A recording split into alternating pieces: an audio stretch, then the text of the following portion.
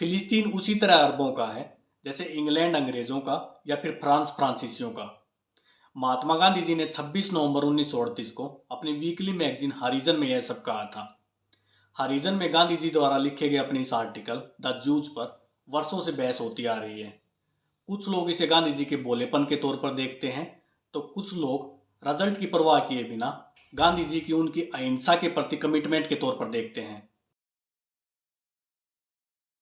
गांधी जी ने क्लियरली कहा कि यहूदी लोगों के प्रति मेरी गहरी सहानुभूति है, जिन्हें कि ऐतिहासिक रूप से उनके धर्म के कारण अन्यायपूर्ण तरीके से सताया गया है। गांधी जी ने कहा कि मेरी पूरी सहानुभूति यहूदियों के साथ है। वे ईसाई धर्म के अछूत रहे हैं।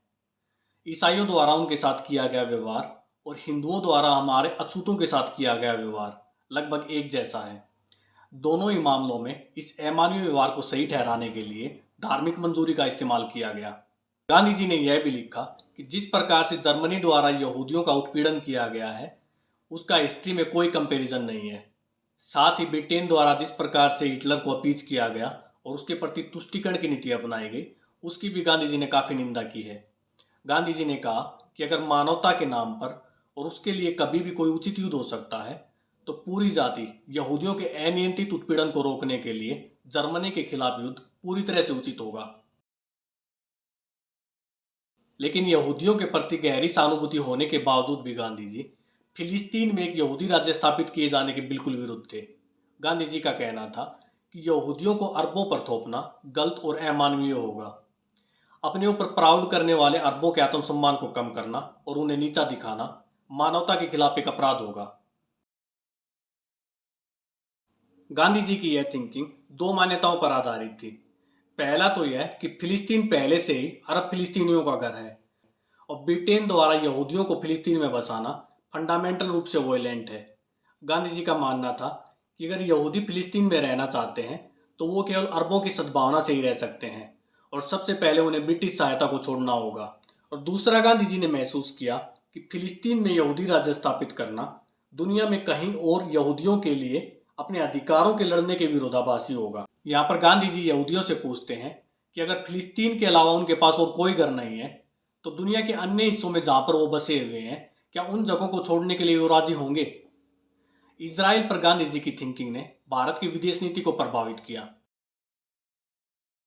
महात्मा गांधी की तरह ही अरब दुनिया के अनेक नेता फिलिस्तीन में ब्रिटिश प्रशासन और 1917 की बाल्फोर घोषणा, जिसमें ब्रिटेन ने यहूदियों को ब्रिटिश साम्राज्य में मातृभूमि देने का वादा किया था, से घृणा करते थे।